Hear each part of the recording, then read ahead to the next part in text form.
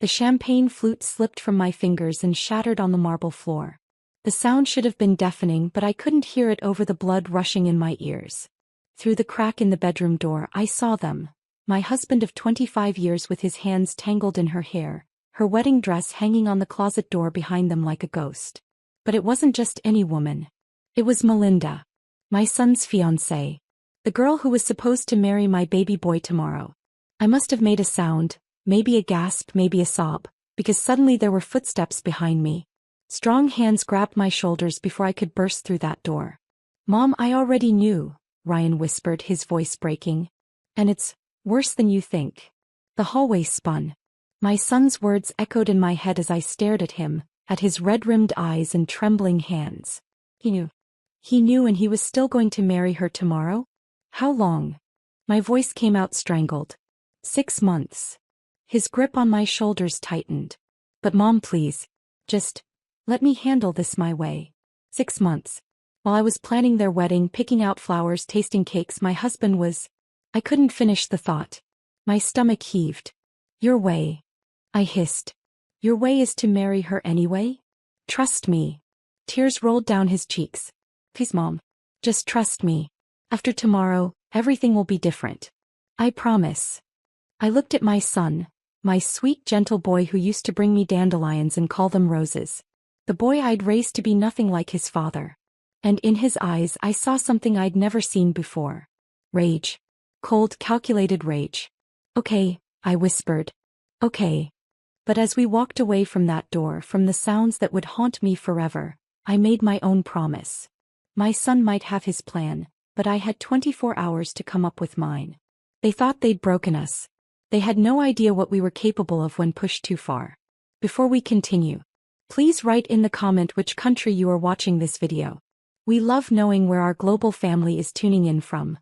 And if this is your first time on this channel, please subscribe. Your support helps us bring even more epic revenge tales of life. Enjoy listening. 3 months ago, life was perfect. Or at least that's what I told myself every morning when I woke up next to David. 25 years of marriage, a beautiful home, a successful son about to marry the sweetest girl. We were living the dream everyone posts about on social media. I remember the exact moment Melinda walked into our lives. Ryan brought her home for Sunday dinner, nervous and fidgeting with his collar. She wore a simple blue dress and had this laugh that filled the whole room. When she helped me clear the table without being asked, I thought, this one's special. She's perfect, I told David that night as we got ready for bed. Did you see how she looked at him? David had hummed agreement, already half asleep. Nice girl. Good family. Good family. The words taste like ash now. Melinda fit into our family like she'd always belonged there.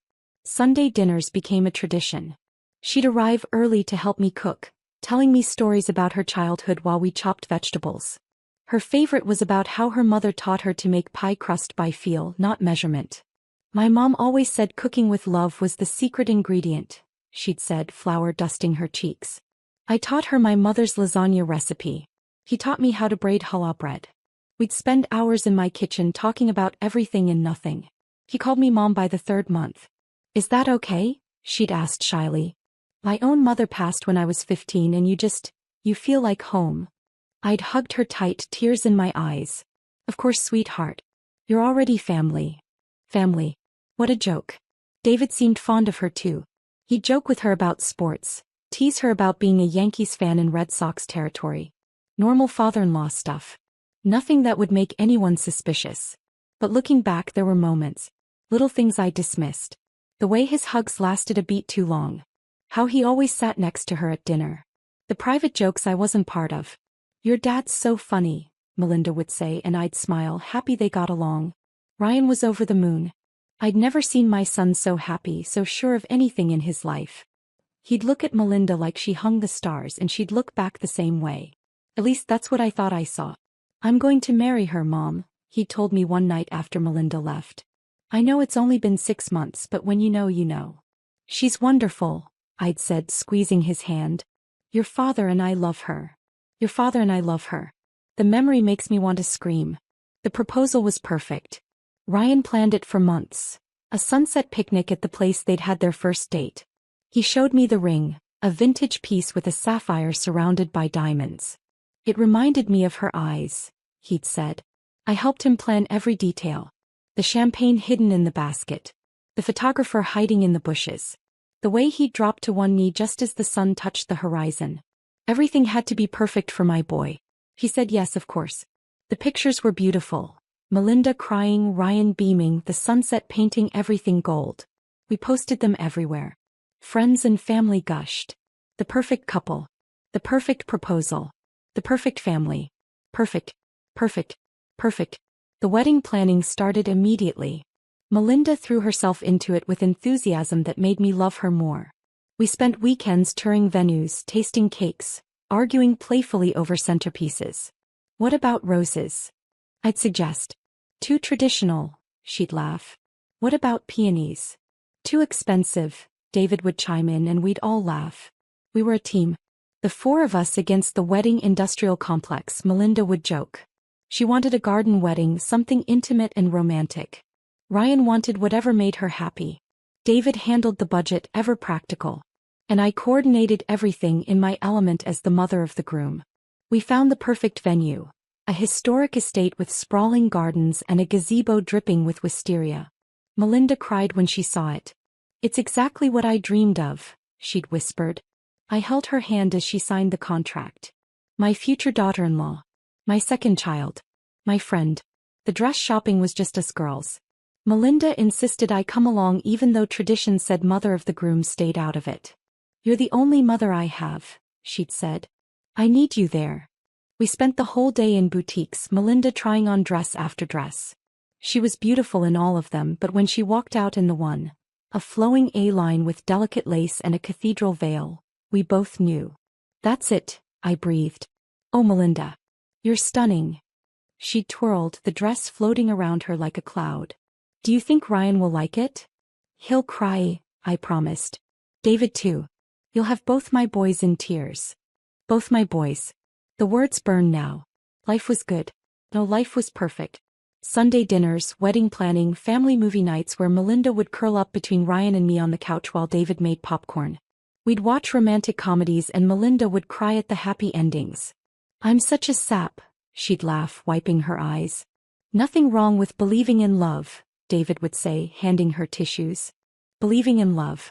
From the man who was probably already sleeping with her by then. 3 weeks before the wedding, things started to feel different.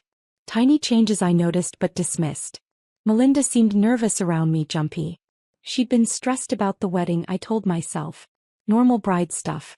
David started working late more often. Big project, he said. Important client.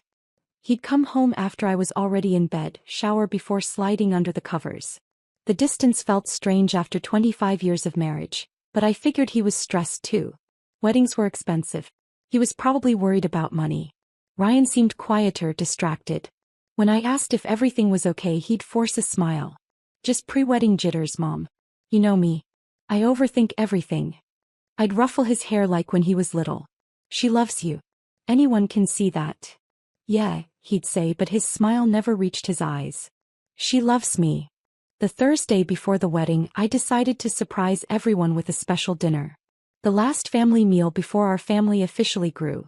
I spent all day cooking. David's favorite pot roast, Ryan's beloved garlic mashed potatoes, Melinda's preferred green beans with almonds. I even made my mother's chocolate cake from scratch. I texted everyone. Family dinner tonight. 7 p.m. sharp. No excuses. Ryan arrived first, looking tired. Smells amazing, Mom. Where's Melinda? I thought you two were coming together. She had a fitting. Last-minute alterations. She'll be here soon. David came home next, rushed and distracted. He kissed my cheek absently. Sorry, hon. Big day. Smells good. By 7:30 Melinda still hadn't arrived. Her phone went straight to voicemail. Maybe she got held up at the seamstress, I said, but worry not at me. I'll go check on her, David offered quickly. Too quickly. You two start without us. He was gone before I could respond. Ryan and I sat at the perfectly set table, the food growing cold between us. This is silly, I finally said. Let's eat. They'll catch up when they get here. But Ryan just stared at his plate. Mom, can I ask you something? Of course, honey. If someone you loved betrayed you, really betrayed you, what would you do? The question caught me off guard. I don't know. I suppose it would depend on the betrayal. But, is everything okay with you and Melinda? He laughed, but it sounded broken. Yeah. Everything's great. Perfect, actually. We ate in silence after that. David and Melinda never showed up. When they finally texted, separately with different excuses, I pretended to believe them. But that night, lying alone in bed while David worked late, again, I felt the first crack in my perfect life. The morning of the wedding rehearsal, I woke up with a knot in my stomach. David's side of the bed was cold. He'd come home after midnight again, slipping into bed like a ghost. When I'd reached for him, he'd mumbled about being tired and turned away. 25 years of marriage, and suddenly my husband couldn't stand to touch me. I made breakfast like everything was normal. Scrambled eggs, toast, coffee strong enough to wake the dead. David came down already dressed, checking his phone. Big day, I said, trying for cheerful. Rehearsal at 4, dinner at 6. You'll be home in time. Of course. He didn't look up from his phone. Wouldn't miss it. David. I waited until he finally met my eyes. Is everything okay? You've been so distant lately. For a moment, something flickered across his face. Guilt? Fear? But then he smiled, the same smile that made me fall in love with him in college. Just stressed about the wedding costs. You know me. I worry about money. We're fine, I assured him. We've saved for this. I know. He kissed my forehead, quick and impersonal. I'm just being stupid. Everything's perfect. Perfect. That word again. Like saying it enough would make it true. After he left, I cleaned the kitchen and tried to shake the feeling that something was wrong. Pre-wedding nerves, I told myself. Everyone was stressed. Everything would be fine once the wedding was over. I spent the morning finishing last-minute preparations. The welcome bags for out-of-town guests. The seating chart Melinda and I had agonized over. The speech I'd written and rewritten a dozen times. I wanted everything perfect for my son's big day. Around noon, Melinda called. Hi, Mom. Are you busy? Never too busy for you. What's up? I'm at the venue doing a final walkthrough. Could you come? I need a second opinion on the ceremony layout. Of course. Give me 20 minutes. The drive to the venue was beautiful. Late September in New England, the leaves just starting to turn. Tomorrow would be perfect weather for a garden wedding. Everything was falling into place. I found Melinda in the garden, talking animatedly with the wedding coordinator. She wore a sundress that made her look impossibly young, her hair pulled back in a messy bun. When she saw me, her face lit up. Thank God you're here. I can't decide if the chairs should angle toward the gazebo or face it straight on. We spent an hour adjusting chairs, debating flower placement, making tiny changes that probably no one would notice. Melinda was in full bride mode, excited, nervous, particular about every detail. What if it rains? She fretted. What if the flowers wilt? What if? Melinda. I took her hands. They were shaking. Breathe. Tomorrow will be perfect. You keep saying that word. Her voice was strange. Perfect. Because it will be. You love Ryan. Ryan loves you. That's all that matters. She looked at me for a long moment and I could swear there were tears in her eyes. You're such a good mom. Ryan's so lucky to have you. We're lucky to have you, I said, meaning it. I couldn't have chosen a better wife for my son. She hugged me then, tight and desperate. I'm sorry, she whispered into my shoulder. For what? Just, for being such a stressed bride. For everything. I held her close, this girl I'd come to love like my own daughter. Nothing to apologize for. Wedding stress is normal. Tomorrow you'll walk down that aisle, marry my son, and officially become my daughter. It's going to be beautiful. When she pulled back, her face was composed again. You're right. Of course you're right. Everything will be perfect. We finished the walkthrough and grabbed lunch at a little cafe nearby. Melinda chattered about honeymoon plans. 2 weeks in Italy, a surprise she'd planned for Ryan. She showed me pictures of the hotels she'd booked, the tours she'd arranged. He's always wanted to see the Sistine Chapel, she said. I got us a private tour. He'll love that. You know him so well. Sometimes I think I know him too well. She stirred her salad absently. Like I know what he's thinking before he says it. It's kind of scary being that connected to someone. That's love, I told her. Real love. The kind that lasts. She smiled, but it didn't reach her eyes. Yeah. Real love. After lunch, I dropped her at her apartment to get ready for the rehearsal. She kissed my cheek before getting out of the car. See you at 4. Thanks for everything today. For everything always. That's what mothers do, I said. I watched her walk into her building, this beautiful girl who would be my daughter tomorrow. I should have been happy. But as I drove home, that knot in my stomach grew tighter. The house was quiet when I got back. Too quiet. I called out for David, but no answer. His car wasn't in the garage. Still at work, probably. Always at work these days. I had 2 hours before the rehearsal. Time enough to shower, change, maybe review my speech one more time. I headed upstairs, already mentally going through my checklist. That's when I heard it. A sound from our bedroom. Like something falling. David. I called out. Are you home? No answer. But I could swear I heard movement. I walked down the hallway, my heart starting to race for no reason I could name.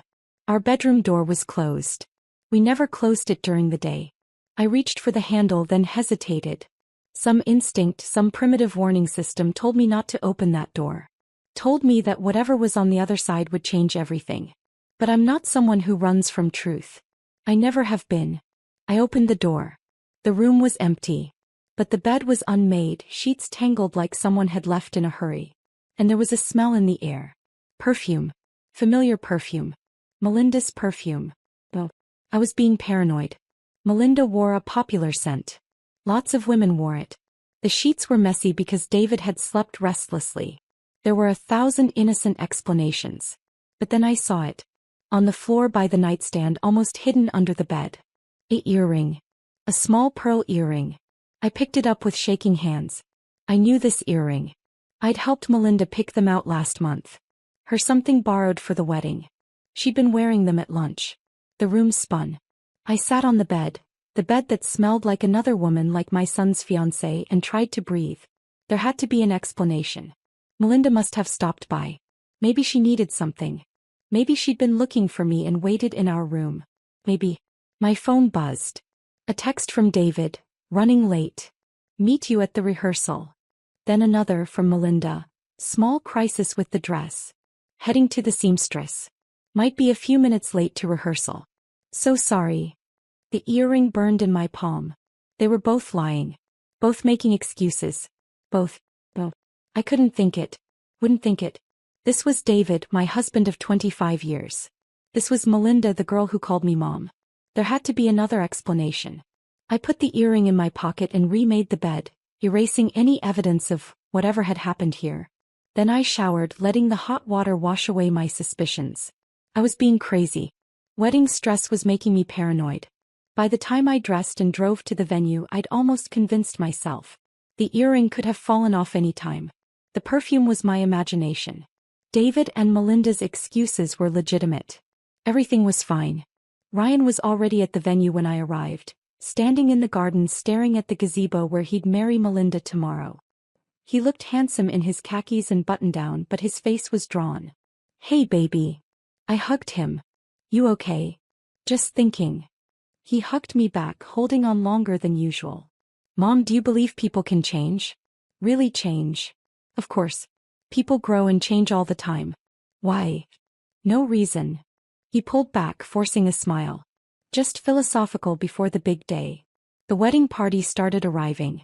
Bridesmaids in sundresses, groomsmen joking and backslapping. The coordinator bustled around, clipboard in hand, organizing everyone. But no David. No Melinda. Where's your father? I asked Ryan. Haven't seen him. Melinda. She texted about a dress emergency. Something passed over his face. Right. The dress. Finally, 40 minutes late, they arrived. Separately, of course. David came first, apologizing profusely about traffic. He kissed my cheek and I smelled perfume on his collar. That same perfume. Melinda arrived 10 minutes later, breathless and flustered. I'm so sorry. The seamstress had to fix the hem and it took forever, Anne. It's fine, the coordinator interrupted. Let's just get started. Places, everyone. The rehearsal was a blur. Stand here, walk there, pause for photos.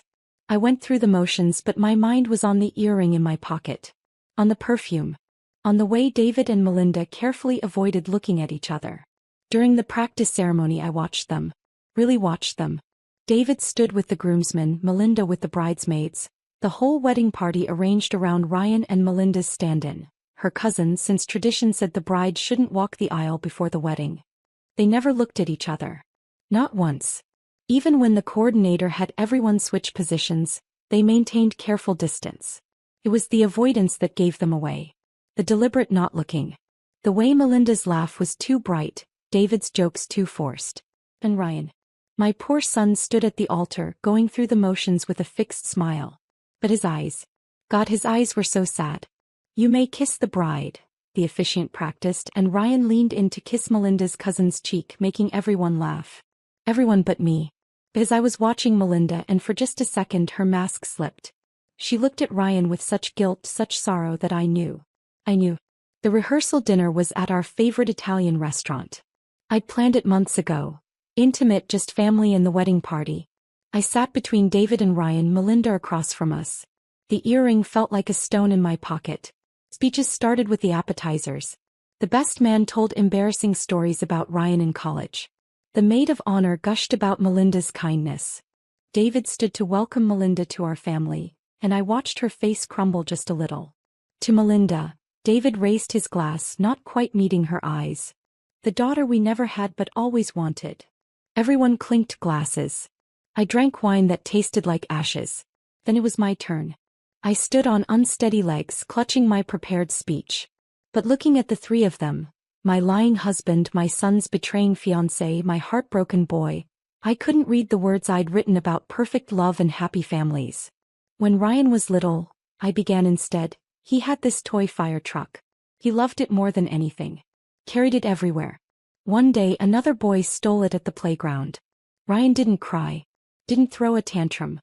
He just looked at me with these big, serious eyes and said, "It's okay, Mommy. Sometimes people take things that aren't theirs. But they can't keep them forever." I looked directly at Melinda. She'd gone pale. I think about that a lot. How wise children can be. How they understand that stolen things never really belong to the thief. I raised my glass. To Ryan and Melinda. May you both get exactly what you deserve.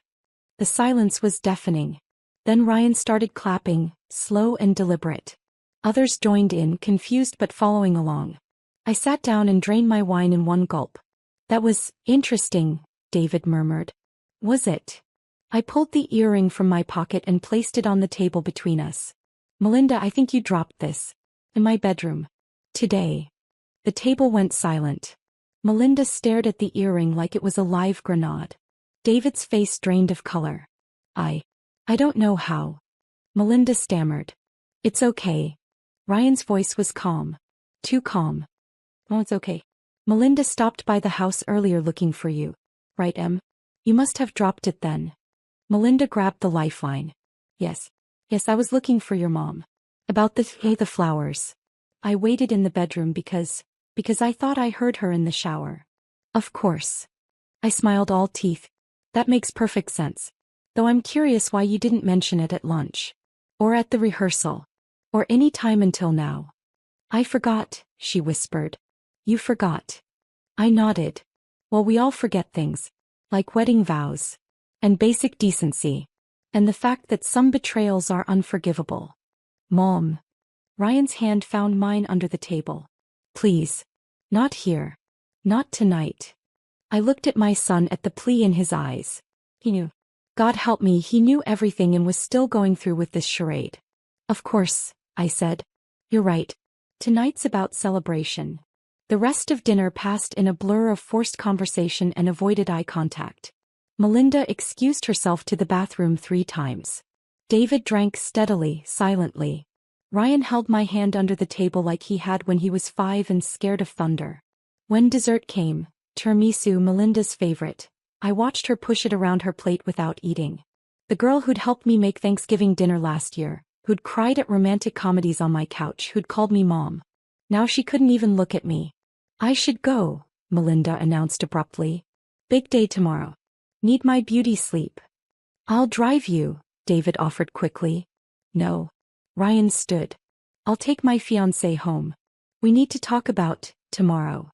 The look that passed between David and Melinda was so quick I might have missed it if I wasn't watching. Longing. Desperation. Fear. Good night, everyone, Melinda managed. Thank you for dinner. For everything. She hugged the bridesmaids, shook hands with the groomsmen. When she got to me, she hesitated. Good night, Melinda, I said coolly.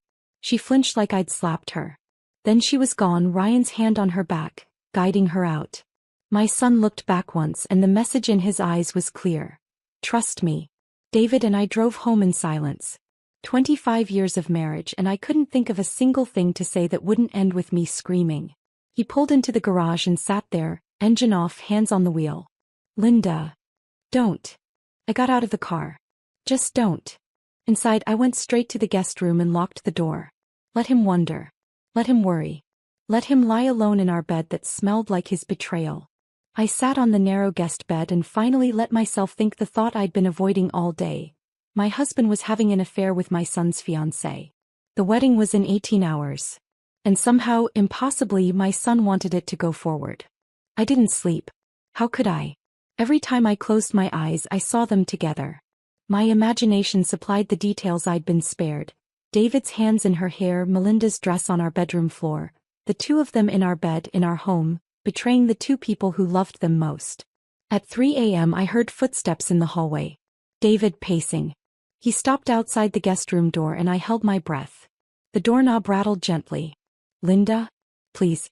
We need to talk. I said nothing. After a few minutes, his footsteps retreated. At 5 a.m. my phone buzzed. Ryan, Mom, are you awake? I called him immediately. I'm here, baby. Can't sleep either? His voice was rough. Funny how the night before your wedding is supposed to be exciting. All I feel is sick. Ryan, you don't have to do this. Whatever you're planning. I do have to. He cut me off. Mom, I need you to trust me. I need you to go along with everything today. Can you do that? For me. You're asking me to watch you marry someone who... I know what I'm asking. I know what she did. What they both did. His voice cracked. I've known for months, Mom. 6 months of knowing, of pretending, of dying inside every time she kissed me goodnight and tasted like him. The pain in his voice shattered me. Oh baby. Why didn't you tell me? Because I needed them to think they were getting away with it. I needed today to happen. He took a shaky breath. They took everything from us, Mom. My future. Your marriage. Our family. And they think they're so clever, sneaking around, planning their own future on the ashes of ours. Planning their future? She's pregnant. The words hit like a physical blow. I sank onto the bed, phone clutched to my ear. She told me 2 weeks ago. Cried these big crocodile tears about how we were going to be parents, how happy she was. But I'd seen the pregnancy test in her purse a month before that. The timing. He laughed bitterly. Let's just say honeymoon babies don't get conceived 6 weeks before the wedding. My mind reeled. Melinda was pregnant. With David's child. My husband had impregnated my son's fiancée. She thinks I'm stupid, Ryan continued. Thinks I'll raise another man's baby. Dad's baby. They probably plan to keep fucking after we're married. Maybe she'll divorce me in a few years, take half of everything, end up with him. Or maybe they'll just keep me around as cover while they play house with their kid. Ryan. But here's the thing, Mom. I've been busy too. While they were sneaking around, I was talking to lawyers. Hiring private investigators. Moving assets. Did you know Dad's been stealing from his company? Small amounts over years, but it adds up. Did you know Melinda's still legally married to some guy in Vegas? She never filed the divorce papers. Funny what you can find out when you start digging. My son, my sweet gentle son, had turned into someone I didn't recognize. Someone harder. Someone like me. What are you planning? I whispered. Justice. For both of us. He paused. I had the prenup modified last week. Melinda signed it without reading. Too trusting. Or too guilty. Either way, if she commits adultery, she gets nothing. And adultery with a family member? Well, that's specifically mentioned. Along with fraud, since she's entering the marriage under false pretenses. And your father? That's where I need your help. Community property laws are tricky, but if you file for divorce first, claiming adultery with evidence. I have photos, Mom. Videos. They weren't as careful as they thought. I closed my eyes, feeling sick. You want me to destroy him? I want us to survive this. They made their choices. Now we make ours. And the baby? Silence. Then, that's not my problem. Or yours. We talked until the sun came up, planning, plotting, preparing. My son had thought of everything. By the time we hung up, I knew my part. I knew what I had to do. I showered in the guest bathroom, then did my hair and makeup with steady hands. The mother of the groom had to look perfect after all. I chose my dress carefully, elegant navy blue, appropriate for a garden wedding. In the mirror I looked composed. Normal. No one would guess I was about to help destroy 2 lives. 3 lives if you counted the baby. But I couldn't think about that. Couldn't think about the grandchild that would never know me, never know Ryan. That baby was David's problem now. David and Melinda's problem. I found David in the kitchen, hunched over coffee. He looked terrible, unshaven, red-eyed, still in yesterday's clothes. Linda, please. We need to talk about last night. About the earring. What's there to talk about? I poured my own coffee, steady as a rock. Melinda explained. She was looking for me. You don't believe that. Does it matter what I believe? I faced him, this man I'd loved for half my life. Today is our son's wedding day. That's all that matters. Linda. I'll see you at the venue. Try to look presentable. The photographer will be there early. I left him there, mouth open, coffee growing cold. Let him stew. Let him wonder what I knew what I'd do. The fear in his eyes was the first real emotion I'd seen from him in months. The venue was perfect. September sunshine, cloudless sky, gardens in full bloom. I arrived early, ostensibly to help with setup but really to put the first part of Ryan's plan in motion. The photographer was already there, a young woman named Brittany whom Ryan had specifically requested. She smiled when she saw me. Mrs. Morrison. Ryan said you'd have some special instructions for me? Yes. I handed her an envelope. He wants some candid shots. Behind-the-scenes moments. You understand? She peeked inside at the cash and nodded. Absolutely. I'll be everywhere today. Like a fly on the wall. Perfect. And Brittany? Make sure you get everyone. Especially during the cocktail hour. She winked. I've got you covered. The flowers arrived next, then the caterers, then the army of people who transform a garden into a fairyland. I supervised it all, playing the proud mother, chatting with vendors, making sure every detail was perfect. Because it had to be perfect. The stage had to be set just right. Melinda arrived at noon with her bridal party, all giggles and champagne. She looked radiant, glowing in a way that made sense now. Pregnancy suited her. The knowledge sat like poison in my stomach. Mom. She hugged me and I let her. Everything looks amazing. Just wait until you see it all finished. I smiled, the proud mother-in-law. How are you feeling? Any nerves? A few. She touched her stomach unconsciously. But mostly just excited to finally be Ryan's wife. Ryan's wife. Carrying David's baby. The audacity of it stole my breath. Well, let's get you ready. Hair and makeup are set up in the bridal suite. I stayed with the bridal party for an hour, playing my part. Laughing at their jokes, fixing Melinda's veil, pretending I didn't notice how she kept checking her phone. Waiting for messages from David, no doubt. You're like the mom I always wished I had, Melinda said as the makeup artist worked. I'm so lucky to be joining your family. We're the lucky ones, I lied smoothly. Ryan arrived at 2, looking handsome in his tuxedo.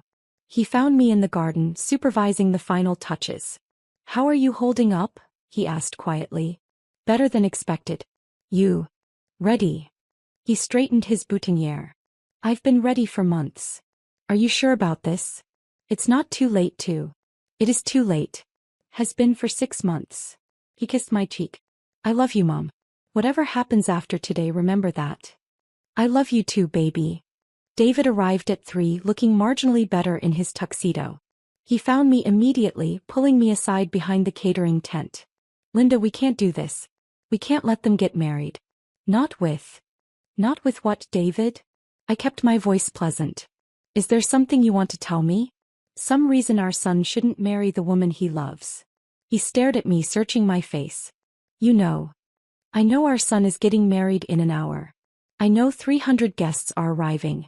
I know Melinda is in there getting her hair done, looking absolutely radiant. I smiled coldly. What else should I know? This is insane. You're really going to stand there and watch? Watch my son get married? Yes. That's what mothers do. I adjusted his boutonniere with steady fingers. How smiled David. It's a happy day. I left him there sweating in the September sun. The guests were starting to arrive and I had to greet them. Aunts and uncles, cousins, friends, David's business partners. I smiled and hugged and directed them to their seats, the perfect hostess. Linda, you look wonderful. David's sister gushed. You must be so happy. Ecstatic, I agreed. By 4:30, everyone was seated. The string quartet played softly, the gardens looked magical, and the photographer was everywhere, just as promised. I took my seat in the front row, leaving space for David beside me. He sat down just as the processional music began. Linda, please. Smile, I hissed. Everyone's watching. The wedding party entered in pairs, bridesmaids in soft pink, groomsmen in gray. Then Ryan appeared with the officiant, taking his place at the altar. My son, my brave, broken boy, standing tall and composed. The music changed. Everyone stood. And there was Melinda, a vision in white lace and lies, walking down the aisle on her uncle's arm. She looked ethereal, innocent, like butter wouldn't melt in her mouth. I felt David tense beside me. His breathing quickened as Melinda passed our row. She looked at him just for a second, but I saw it. The photographer saw it too, her camera clicking rapidly. Dearly beloved, the officiant began, we are gathered here today to witness the union of Ryan and Melinda. I tuned out the words, watching faces instead. Ryan calm and focused. Melinda trembling slightly. David sweating through his tuxedo. The photographer circling like a shark. If anyone has any reason why these two should not be joined in matrimony, speak now or forever hold your peace. The silence stretched. David shifted beside me and I grabbed his hand, digging my nails in. He subsided. The couple has written their own vows, the officiant continued. Ryan. My son pulled out a piece of paper but didn't look at it. Instead he stared directly at Melinda. Melinda, he began, his voice carrying clearly. 6 months ago you changed my life. You showed me things I never expected to see. Taught me lessons I never wanted to learn. You opened my eyes to the truth about people, about trust, about the difference between what someone says and what they do. Melinda's smile faltered slightly. The guests murmured, sensing something off in his tone. You taught me that love isn't always enough. That sometimes the people we trust most are the ones who hurt us deepest. That family. He glanced at David. Family can betray you in ways you never imagined. Ryan, Melinda whispered, her bouquet shaking. But you also taught me strength. Resilience. The importance of protecting yourself and the people who truly love you. He looked at me then and I saw tears in his eyes. So I promise you this, Melinda. I promise to give you exactly what you deserve. To treat you with the same honesty you've shown me. To build the future you've earned. The garden was dead silent. Melinda was crying now, but not happy tears. He knew. In that moment she knew he knew everything. Melinda, the officiant prompted uncertainly. Your vows. Melinda's hands shook as she pulled out her own paper. Ryan, It's okay, Ryan said softly. Just tell the truth. For once. He broke then. The paper fluttered to the ground as she pressed her hands to her face, sobbing. The guest shifted uncomfortably, whispering. David started to stand but I held him down. I'm sorry, Melinda wailed. I'm so sorry. I never meant. It just happened and then I couldn't stop and... What happened? Ryan's voice was deadly calm. Tell everyone what happened, Melinda. Tell them why you're sorry. I can't. Then I will. Ryan turned to face the guests, our family and friends watching in shock. 6 months ago I discovered my fiancé was having an affair. Would you like to guess with whom? The silence was deafening. Melinda sobbed harder. No guesses? I'll tell you then. My father. He pointed at David. My own father has been fucking my fiancé for 6 months. In my childhood home. My parents' bed. Behind my mother's back and mine. Gasps rippled through the crowd. Someone screamed. David shot to his feet. Ryan, stop this. Stop? What? Isn't this what you wanted, Dad? To be with Melinda? Well, here's your chance. She's all yours. Ryan laughed, cold and bitter. Oh, but I should mention she's pregnant. Congratulations, Dad. You're going to be a father again. Just not to any child of mine. The explosion of noise was immediate. Guests shouting, chairs scraping, Melinda wailing. But Ryan wasn't done. Fun fact, he continued, raising his voice over the chaos. Melinda's still married. Never divorced her first husband. Which makes this whole ceremony invalid anyway. Dad? I know about the embezzlement. The FBI will too by Monday. David lunged for Ryan, but the groomsmen held him back. Melinda had collapsed to her knees, wedding dress pooling around her, still sobbing. As for me, Ryan said, straightening his jacket, I'll be in Italy. Alone. The honeymoon's already paid for, might as well use it. He looked at me. Mom? You ready? I stood on shaking legs. Ready. We walked down the aisle together, mother and son, leaving the wreckage behind us. The photographer kept shooting, documenting everything. Evidence for the lawyers, for the divorce, for the criminal case. Behind us, the perfect wedding became a war zone. David shouting, Melinda crying, guests fleeing or filming with their phones. 300 witnesses to the ultimate betrayal and its consequences. In the parking lot, Ryan finally broke down. I held him as he sobbed, my baby boy who'd been so strong for so long. It's over, I whispered. It's finally over. No, he said, pulling back. Now it begins. The lawyers, the divorce, the charges. Now we rebuild. Together. Together. He managed a weak smile. At least we know who really loves us now. I thought about the house I'd have to leave, the life I'd have to rebuild, the gossip I'd have to endure. Then I thought about David and Melinda, left standing in the ruins of their own making. About the baby who would grow up knowing exactly how they came to be. Let's go, I said. We've got work to do. The aftermath was swift and brutal. By the time we reached the parking lot, phones were already buzzing. The society wedding of the season had become the scandal of the year, and everyone wanted to share their piece of it. Ryan drove us to the hotel where he'd booked a suite for the wedding night. We sat in that honeymoon suite meant for him and Melinda, still in our wedding clothes, and watched the world explode. Check Facebook, Ryan said, pouring us both whiskey from the minibar. My feed was already flooded. Videos from every angle, photos of Melinda on her knees, David being restrained. The comments ranged from shock to savage delight. Nothing spreads faster than scandal in a small town. David Morrison caught cheating with his son's bride. Wedding from hell. You won't believe what happened. That poor woman. That poor boy. How could they? My phone rang constantly. Friends, family, reporters who'd somehow already gotten the story. I turned it off. The photographer did good work, Ryan noted, scrolling through his tablet. She got everything. Melinda looking at Dad during the processional. His face when I started the vows. The confession. All of it. Is that really necessary? Everyone already knows. The court will need evidence. For your divorce, for the criminal charges. He sipped his whiskey. I've been documenting everything for months. Photos, videos, financial records. Did you know they met at hotels under fake names? Charged the rooms to Dad's company card. That's fraud on top of embezzlement. My son the detective. My son the destroyer. I wasn't sure whether to be proud or horrified. When did you become this person? I asked softly. The day I followed Melinda to that hotel. The day I saw my father's car in the parking lot. The day I watched them through the window and realized my whole life was a lie. He stared into his glass. I could have confronted them then. But what would that accomplish? A messy breakup, a quiet divorce, them ending up together anyway while we suffered in silence. So you planned all this instead. Every detail. The prenup that makes her adultery void everything. The private investigator to find out about her first marriage. The forensic accountant to trace Dad's theft. Even the venue. Did you know they have a strict no-refund policy? Dad's out $40,000 for today's disaster. The baby, I said quietly. You didn't plan for that. His face hardened. No. That was their final insult. Creating a life out of betrayal. But that's their problem now. Let them explain to their child why Daddy is also Grandpa.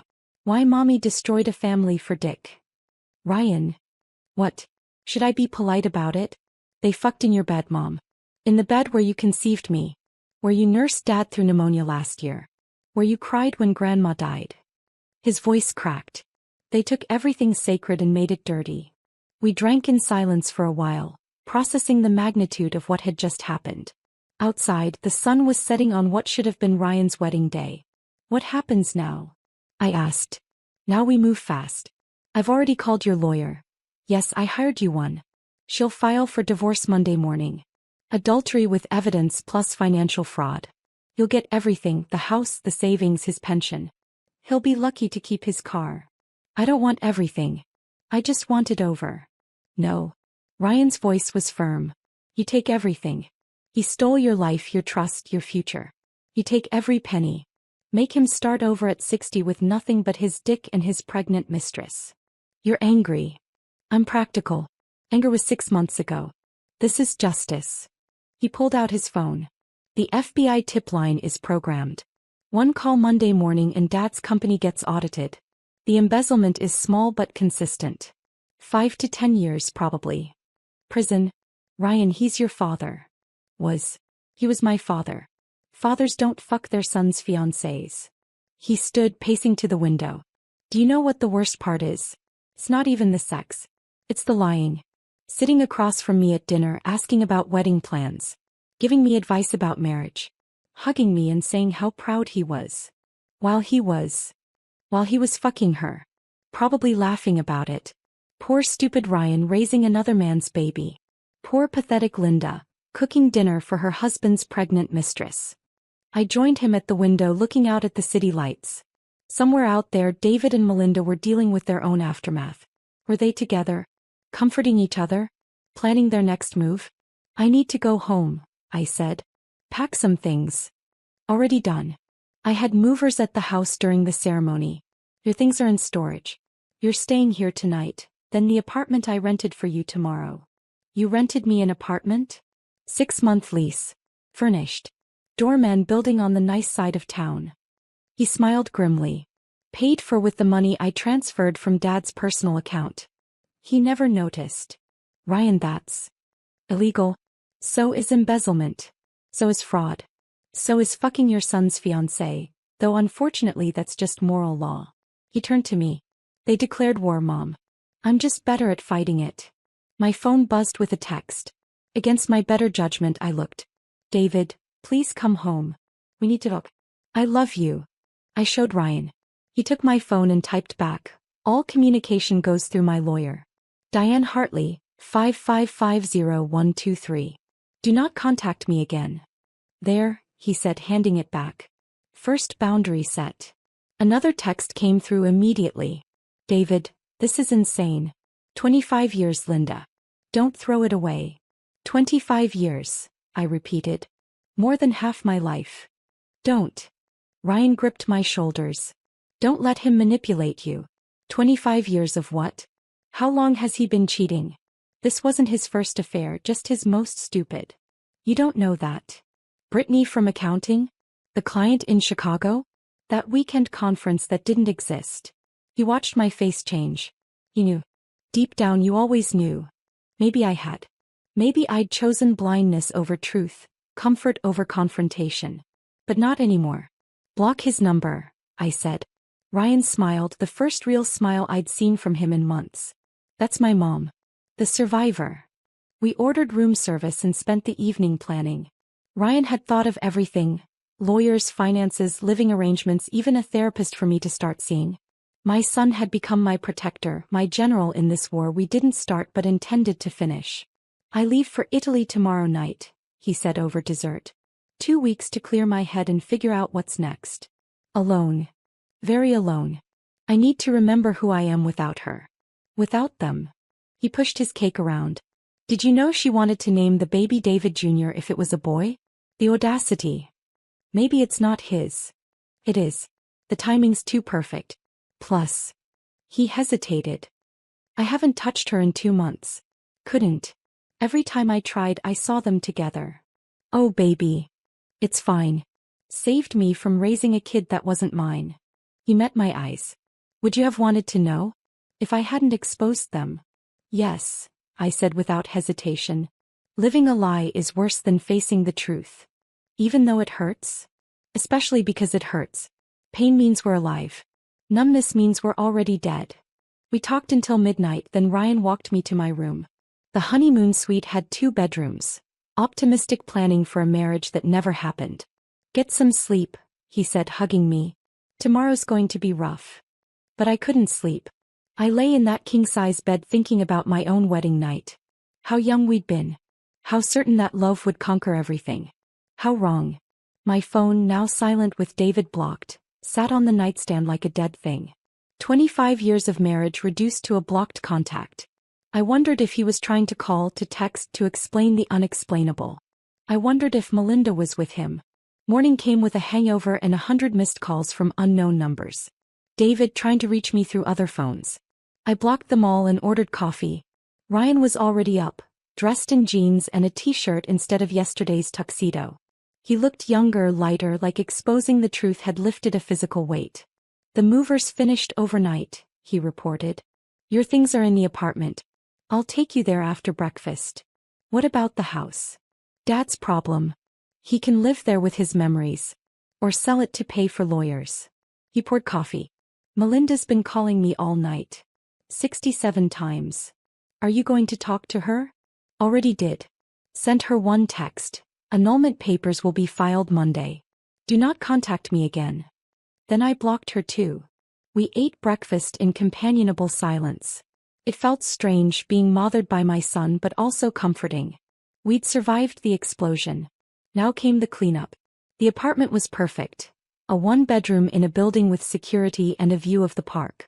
Ryan had thought of everything, down to stocking the refrigerator and hanging my clothes in the closet. How did you afford all this?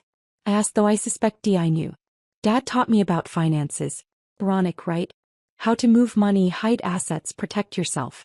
I've been slowly liquidating my investments, setting up accounts he doesn't know about. The wedding was supposed to be my gift to Melinda. Instead, it became my gift to us.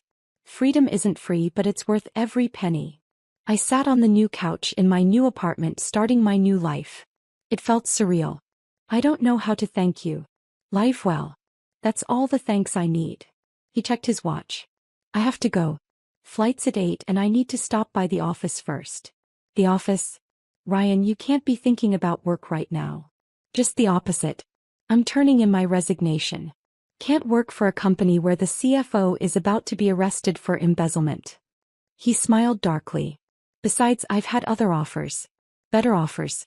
In cities where the Morrison name doesn't mean anything.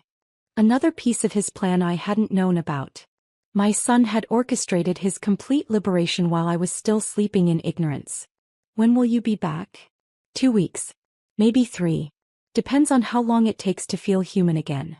He hugged me tight. You'll be okay. Diane will handle everything. Just follow her lead and don't let Dad manipulate you. I won't. Promise me.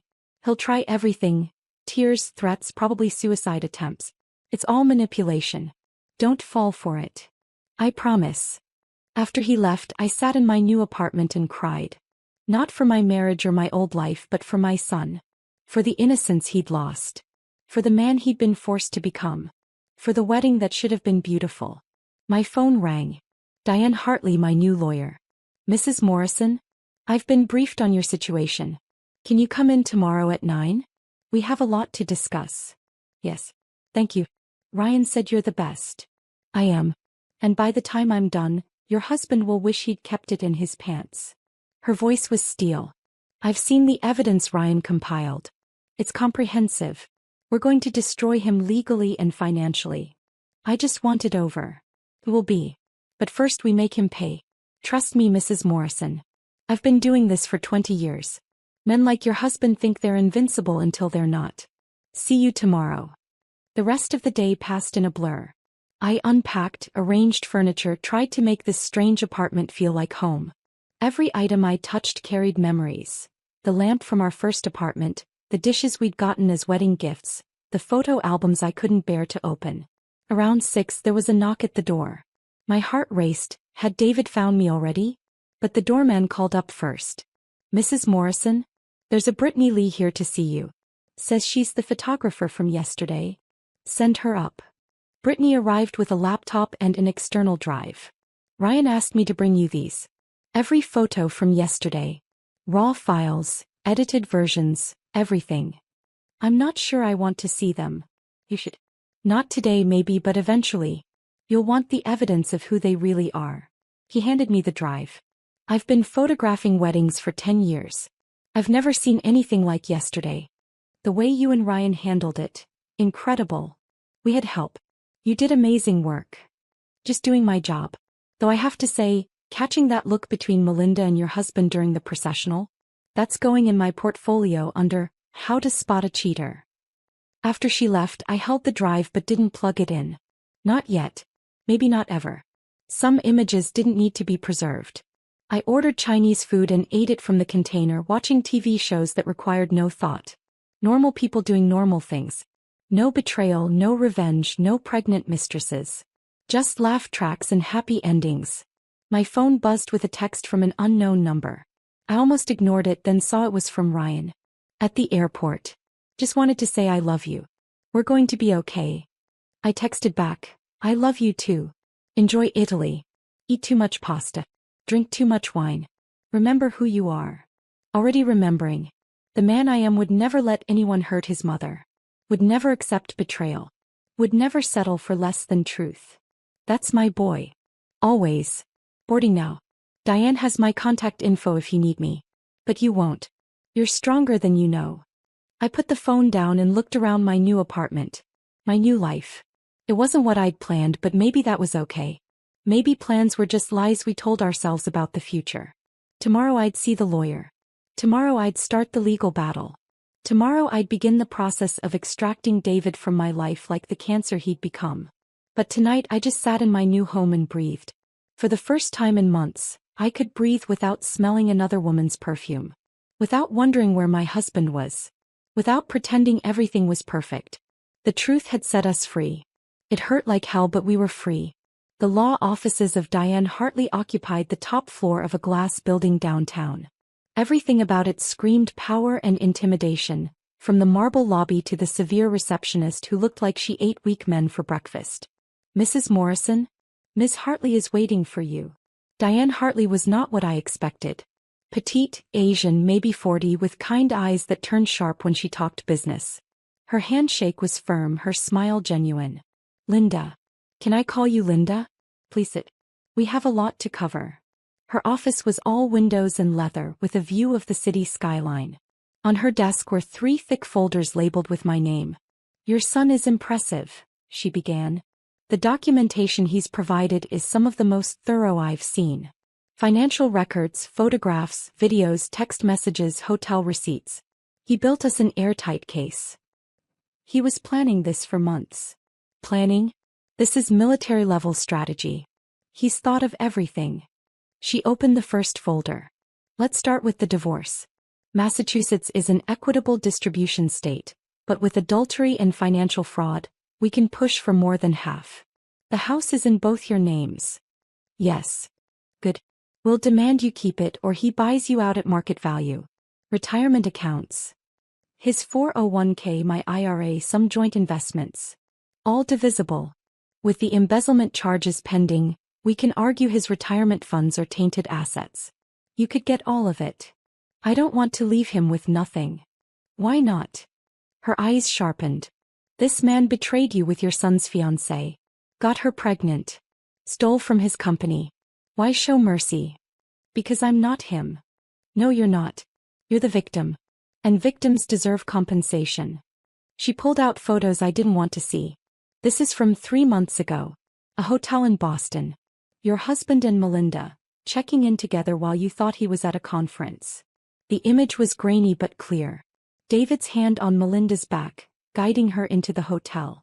They looked comfortable, practiced. How many hotels? How many lies? This is from last month. Another photo. David and Melinda in a car kissing. And this is from last week. The day before the wedding rehearsal. I couldn't look anymore. I get it. They were having an affair. Not just an affair. A relationship. They were planning a future together. She pulled out printed emails. Melinda wrote to a friend about leaving Ryan after a year. Taking half his assets and moving in with David. Your husband was going to divorce you once Melinda was free. He said that. In writing. To his lawyer, who ethically shouldn't have shared this, but... She smiled. Let's just say not everyone approves of men who fuck their sons' fiancés. I read the email, David's words burning into my brain. Linda's become background noise. Once Melinda's free, we can finally be together properly. The baby changes everything. Background noise. 25 years reduced to static. Now, Diane continued, the criminal charges. The embezzlement is clear-cut. Small amounts over 15 years, but it totals nearly 200,000. His company will press charges to recover the money. With the FBI involved, he's looking at federal prison. Prison. The word felt unreal. For how long? 5 to 10 probably. White-collar crime, first offense, he'll likely serve 3 to 5 with good behavior. But his career is over. No financial firm will hire him with a record. I thought about David in prison. Orange jumpsuit instead of Italian suits. Concrete instead of marble. It should have felt satisfying, but mostly it felt sad. What about Melinda? Trickier. The bigamy charge won't stick. She never actually married Ryan. But fraud? Entering a marriage contract under false pretenses? We can sue civilly. Take her for everything she has. She doesn't have anything. She's a kindergarten teacher. With a trust fund. Did Ryan tell you? Her grandmother left her nearly $500,000. That's what she was planning to use to start her new life with David. Diane smiled coldly. We can take every penny. And the baby? Not your problem. Or Ryan's. David can pay child support from prison. Melinda can raise it alone. Actions have consequences. We spent 3 hours going through everything. Financial accounts, property division, custody of nothing since Ryan was grown. By the end, my head was spinning with legal terms and vindictive possibilities. I'll file the divorce papers this afternoon, Diane said. David will be served at his office tomorrow. Public humiliating, perfect. The criminal complaint goes to the FBI simultaneously. By tomorrow night, your husband's life as he knows it will be over. That fast? Why wait? He's had 6 months of fucking your son's fiancée. You get 24 hours to destroy him. Seems more than fair. I left her office feeling powerful and empty at the same time. Justice was coming, but it wouldn't undo the betrayal. Wouldn't erase the image of them in my bed. Wouldn't give Ryan back his innocence or me back my marriage. But it was something. It was action instead of victimhood. It was consequences for choices. I was almost to my car when my phone rang. An unknown number but local. Hello. Linda? It's Melinda. My blood froze. How did you get this number? Please don't hang up. Please. I need to talk to you. To explain. Explain? Explain how you fucked my husband. How you betrayed my son. How you destroyed my family. It wasn't supposed to happen. David and I, we couldn't help it. Couldn't help it? I laughed, harsh and bitter. Did you slip and fall on his dick? Did he accidentally get you pregnant? You don't understand. David loves me. Really loves me. Not like with you, no offense, but real, passionate love. The kind that makes you crazy. Crazy enough to betray the man you were supposed to marry? His son. Ryan never loved me. Not really. He loved the idea of me. The perfect wife, the perfect family. But David saw me. The real me. The real you is a whore who spreads her legs for her fiancé's father. That's not fair. Fair? You want to talk about fair? Fair would have been you keeping your promises. Fair would have been David honoring his vows. Fair would have been my son getting married without finding out his bride was carrying his father's bastard. Silence. Then quietly, you know about the baby. Everyone knows about the baby. You announced it at your wedding, remember? Right after my son exposed you for the cheating slut you are. I'm keeping it. Good for you. Explain to your child why daddy is in prison. Why grandma won't acknowledge their existence. Why they destroyed 2 families before they were even born. Prison? What are you talking about? David's been stealing from his company. For years. The FBI will be visiting tomorrow. I smiled, though she couldn't see it. Hope you like conjugal visits. You're lying. You're just trying to scare me. Google it tomorrow. Morrison Financial CFO arrested for embezzlement. It'll make great breakfast reading. Linda, please. I know you hate me, but this baby is your grandchild. Don't you want to? I hung up. Blocked the number. got in my car and drove away from the voice of the woman who'd destroyed everything. My grandchild. The baby would be my blood, technically. But how could I love a child born from such betrayal? How could I look at it without seeing David's lies and Melinda's treachery? Maybe someday. Maybe when the wounds scarred over and the anger faded. Maybe when that innocent baby grew up and came looking for answers. But not today. Today I was choosing Ryan. Choosing myself. Choosing to let David and Melinda deal with the consequences of their choices alone. I drove to my new apartment, my new life, my new future. Tomorrow David's world would implode. Tomorrow Melinda would realize her sugar daddy was heading to federal prison. Tomorrow justice would begin. But today I just needed to breathe. To exist. To remember who Linda Morrison was before she became the woman whose husband fucked her son's fiancée. I was about to find out. The next morning I woke to my phone exploding with notifications. Diane had been efficient. The divorce papers had been served at David's office at 9 a.m. sharp, in front of his entire staff. The FBI had arrived 30 minutes later. The first call was from David's assistant crying, "Mrs. Morrison, they're arresting him. The FBI is here and they're putting him in handcuffs." I hung up without responding. The next was from David's brother. "Linda, what the hell is happening? This has to be a mistake. Delete." Then his sister, "You vindictive bitch. How could you do this to him?" Look. The texts were worse. Extended family choosing sides, friends expressing shock, coworkers asking for statements. I turned off my phone and made coffee. Diane called on the apartment's landline an hour later. "It's done. David was arrested at 9:47 a.m. Very publicly. His assets are frozen pending investigation. Melinda's been calling my office non-stop. Let her call." "Oh, I am. My assistant is keeping a log. Harassment is just another charge we can add." She sounded gleeful. "The local news picked it up. Channel 5 wants a statement from you." "No statements." "Good choice. Let him twist in the wind. His lawyers already called about a plea deal for the divorce.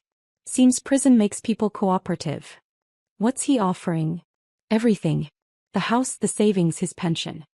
He just wants this over quickly and quietly." "Too late for quietly." "Exactly. I told his lawyer we'd consider it. Let him sweat for a few days first." After we hung up I turned on the news. There it was, the top story. Local CFO arrested for embezzlement. David's photo filled the screen, the one from the company website where he looked successful and trustworthy. David Morrison, Chief Financial Officer of Morrison Financial, was arrested this morning on charges of embezzling nearly $200,000 over 15 years. The FBI raided his office, seizing computers and documents. Morrison is also facing a contentious divorce amid allegations of adultery with his son's fiancée. I turned it off. Seeing it on TV made it real in a way that felt final.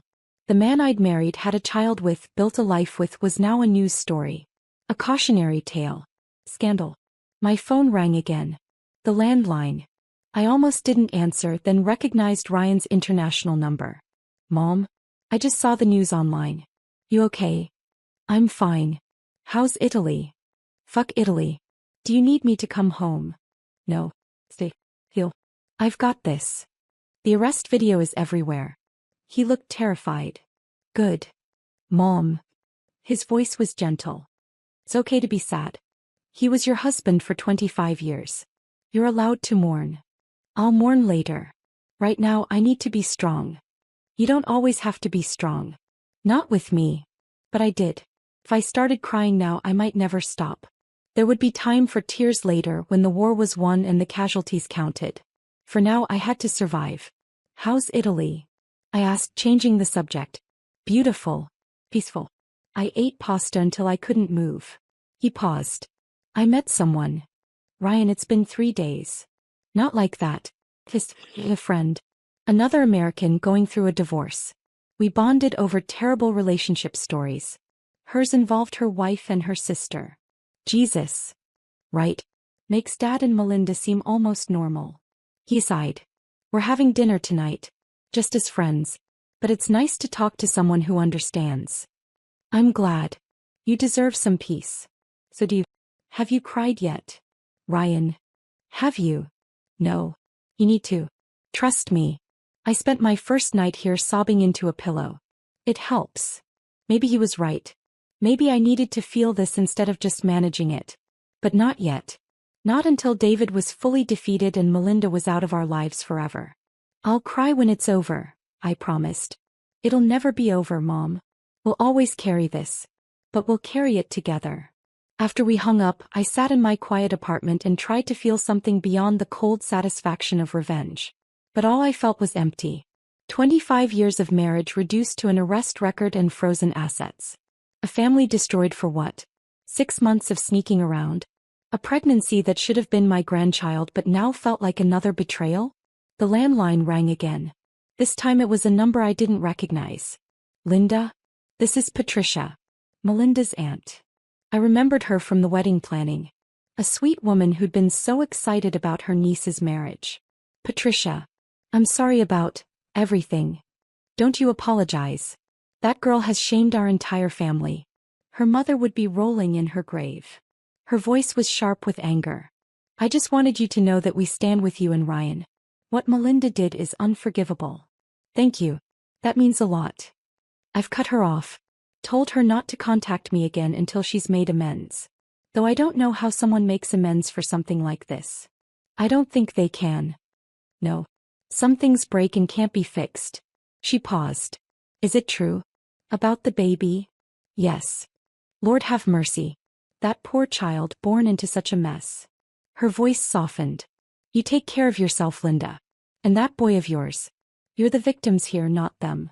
After she hung up, I realized something. David and Melinda thought they were in love, thought they were the heroes of their own romance novel. But the world saw them for what they were. Selfish, destructive people who'd hurt innocents for their own pleasure. The doorbell rang, startling me. The doorman hadn't called up, which meant it was someone from the building. I looked through the peephole and saw a woman about my age holding a casserole dish. I opened the door cautiously. Yes. Hi. I'm Margaret from 4B. I heard you just moved in and thought you might like a home-cooked meal. It's lasagna. Nothing fancy. That's very kind.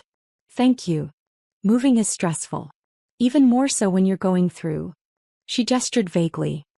Life changes. He knew. Of course she knew. Everyone probably knew by now. Would you like to come in? I heard myself asking. I just made coffee. Margaret turned out to be a godsend. Divorced herself 5 years ago. He left me for his CrossFit instructor. Such a cliché. She understood the particular pain of public betrayal. The first year is the hardest, she said, sipping coffee on my new couch. Everyone has opinions. Everyone wants to tell you how they saw it coming or how they never liked him anyway. As if that helps. Did you see it coming? With your husband? Yes and no. I knew something was off, but I told myself stories. He's stressed. He's having a midlife crisis. He'll come back to himself. She laughed bitterly. Turns out himself was an asshole who liked 20-somethings in yoga pants. Mine liked his son's fiancée. I saw the news. That's a special kind of evil. She patted my hand. But you know what? You're going to survive this. You're going to build a new life that's entirely yours. And one day you'll realize you're happier without him. I can't imagine being happy again. You will be. Different happy. Stronger happy. The kind that comes from surviving something that should have killed you. We talked for 2 hours. She told me about her divorce, her recovery, her new life as a single woman in her 50s. How she'd learned to travel alone, to eat at restaurants without shame, to sleep diagonal across the bed just because she could. The freedom is terrifying at first, she admitted. But then it becomes addictive. No one to answer to. No one to compromise with. No one to betray you. After she left, I heated up her lasagna and ate it while watching the news.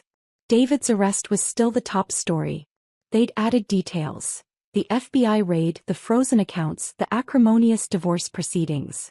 A legal expert speculated about prison time. White-collar crime is still crime, the expert said. With the amount involved and the breach of fiduciary duty, Mr. Morrison is looking at significant jail time. Good. Let him trade his Armani for orange. Let him explain to his cellmate how he destroyed his family for his son's fiancée. Let him rot. My phone buzzed with a text from Diane. David's lawyer is begging for a meeting. He's desperate to make a deal. Shall I make him wait? Yes, I typed back. Let him feel what I felt. Powerless. That's my girl. I'll string him along for a few more days. The panic is delicious. I finished my lasagna and got ready for bed. Tomorrow there would be more calls, more drama, more fallout from the bomb Ryan had detonated at his wedding. But tonight I had a quiet apartment, a new friend, and the knowledge that David was sleeping in a jail cell. It wasn't happiness, but it was justice. And for now that was enough. 3 days passed in a blur of legal meetings and ignored phone calls. David's family had mobilized, alternating between begging and threatening. His mother left a particularly nasty voicemail about how I was destroying her son over a simple mistake. A simple mistake. Like he'd forgotten to take out the trash instead of fucking his son's fiancée for 6 months. Diane finally agreed to meet with David's lawyer on Thursday. I sat in her conference room watching the city through floor-to-ceiling windows, while she eviscerated a nervous man named Harold Fitzgerald. Your client wants mercy? Diane laughed. After what he did? Mrs. Morrison is hurt, understandably. But surely she doesn't want to see the father of her child in prison. Actually, I said, speaking for the first time, I do. I want him to have years to think about what he did. To our son. To our family. To me. Harold shifted uncomfortably. David is prepared to give Mrs. Morrison everything in the divorce. The house, the savings, his pension. Everything. In exchange for? Diane asked. She doesn't testify against him in the criminal trial. Doesn't cooperate with the FBI. No deal, I said immediately. Mrs. Morrison, please consider. I'm considering 25 years of marriage. I'm considering every lie he told. I'm considering my son's face when he realized his father was fucking his fiancée. I leaned forward. I'm considering all of that, and my answer is still no. The pregnancy is not my problem. David made a baby with his son's fiancée. He can figure out child support from prison. Harold looked desperate. What if we add a cash settlement? David has a separate investment account. $50,000. Hidden assets? Diane perked up. How interesting. I'll need full disclosure of all accounts immediately. That's exactly what you just admitted to. Hidden assets in a divorce proceeding. She smiled like a shark. This meeting is over. Tell your client he just made things worse. After Harold scurried away, Diane high-fived me. Hidden assets. Christmas came early. We'll find every penny he's squirreled away. I don't care about the money. You should. Money is freedom. Money is security. Money is the best revenge because he'll know every dollar you spend used to be his. He had a point. David loved money, loved the status it brought. Taking it all would hurt him more than the prison time. What about Melinda? I asked. Any word from her? Radio silence since you told her about the arrest. My guess. She's consulting lawyers of her own. A pregnant mistress with a baby daddy heading to prison needs legal advice. She could come after Ryan for support. Try to claim they were engaged, that he has obligations. Let her try. We have evidence of her adultery, her bigamy, her fraud. She'll be lucky to walk away without criminal charges of her own. I left the meeting feeling drained but victorious. David was getting desperate, which meant he was feeling the consequences. Good. Let him panic. Let him realize his perfect plan had become his perfect disaster. Back at my apartment, I found a package waiting. No return address, but I recognized Ryan's handwriting.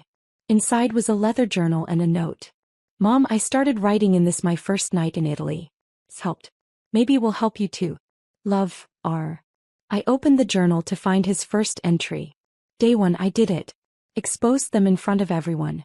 Should feel better than it does. Mostly I just feel empty. Like I cut out a tumor but lost half my soul in the process. Mom was amazing. Strong. I hope I can be half as strong as her. I closed it quickly, tears threatening. My boy was hurting and I couldn't fix it. Couldn't make it better. Could only share the pain and hope we both healed eventually. That night I took his advice and wrote my own entry. Day 4 of my new life. David is in jail. Melinda has disappeared. Ryan is in Italy trying to remember who he is. And I'm in an apartment that doesn't feel like home, trying to figure out who Linda Morrison is without the missus. I wrote for hours, pouring out 25 years of memories, good and bad. The day we met. Our wedding. Ryan's birth.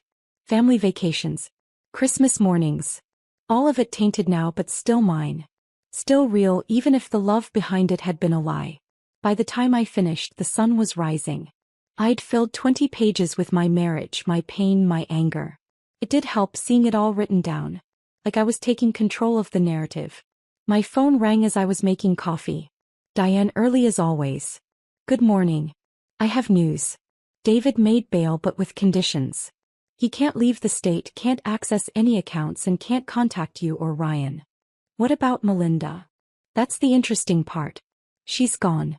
Cleared out her apartment 2 days ago. Her aunt says she doesn't know where she went. She ran. Looks like it. Probably realized being pregnant by a soon-to-be felon isn't the fairy tale she imagined. I thought about Melinda somewhere out there pregnant and alone. Part of me felt sorry for her. She was young, stupid, in love. But then I remembered her in my kitchen calling me mom while fucking my husband. The pity evaporated. Let her run, I said. She's David's problem now. If he can find her. My guess is she's going to disappear, have the baby quietly somewhere, and try to rebuild. Diane paused. You might have a grandchild out there you'll never meet. I have a son. That's all the family I need. But the thought lingered. Somewhere Melinda was carrying a baby that shared my DNA. A child who would grow up without knowing Ryan or me, with only stories of how their parents' affair destroyed a family. It was probably for the best, but it still hurt in a way I hadn't expected. Margaret knocked around noon holding a bottle of wine. Thought you might need this. The news is saying your husband made bail. Already drinking coffee, but thank you. Save it for tonight. The first night they're out of jail is always hard. You'll imagine them free while you're trapped. She smiled sadly. Trust me, I know. He was right. That night, knowing David was out there somewhere, I opened the wine. I sat on my small balcony looking out at the city lights and tried not to think about where he was. Who he was with. If he'd found Melinda. My phone buzzed with a text from Ryan. Saw the news about bail. You okay? Fine, I lied. How's Italy? Beautiful. I'm in Florence looking at art that survived centuries. Makes our problems seem small. Our problems feel pretty big from here. I know. But we'll survive them.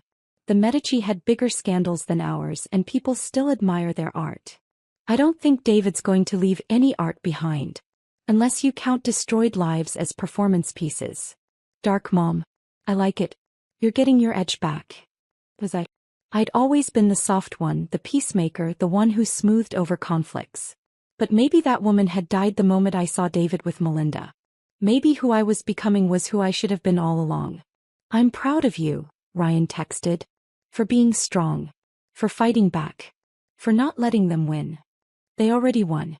They got what they wanted, each other. Did they? He's facing prison. She's on the run. They destroyed everything for a relationship that's already falling apart. That's not winning, Mom.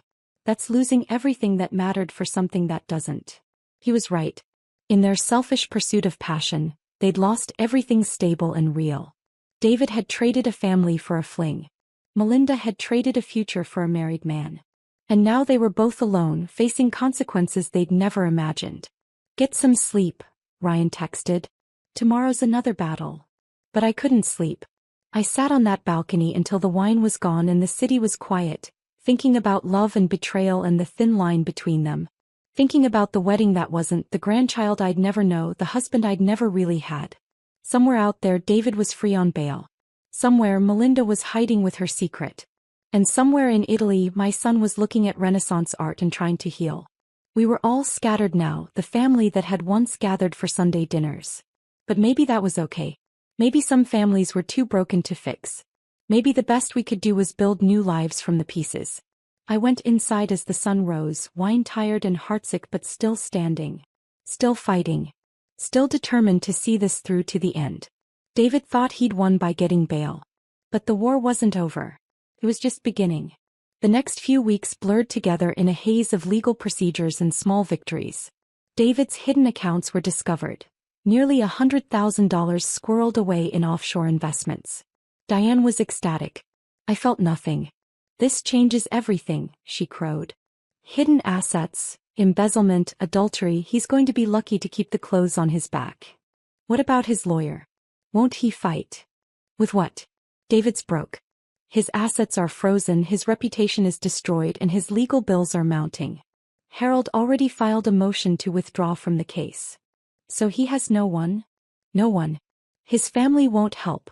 They're too busy protecting their own assets from association. Melinda's gone. Even his mistress abandoned him. I should have felt satisfied. This was everything I'd wanted. David alone, ruined, facing the consequences of his choices. But mostly I felt tired. Revenge, it turned out, was exhausting. Ryan called weekly from Italy, sounding better each time. He'd extended his trip, taking cooking classes in Tuscany and hiking the Cinque Terre. The pictures he sent showed him smiling, tanned, looking like the boy he'd been before Melinda. I met with a therapist here, he told me during one call. An American expat who specializes in betrayal trauma. How's that going? Hard. Good. I cry a lot. He laughed. But it's helping. Understanding why I stayed with Melinda even after I knew. Why I needed the big revelation instead of just leaving quietly. Why did you? Because I needed witnesses. Needed everyone to know I wasn't the failure. That our perfect family was a lie, but not because of me. He paused. The therapist says it's about reclaiming the narrative. Smart therapist. She also says I should forgive them eventually.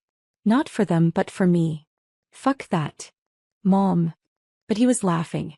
She said you'd say that. That forgiveness can't be forced. That maybe some things are unforgivable. Your therapist sounds confused. She's helping. That's what matters. His voice softened. How are you? Really? Surviving. Margaret from downstairs has adopted me. I'm learning to cook for one. Diane's handling the legal stuff. I'm okay. Just okay. For now, okay is enough.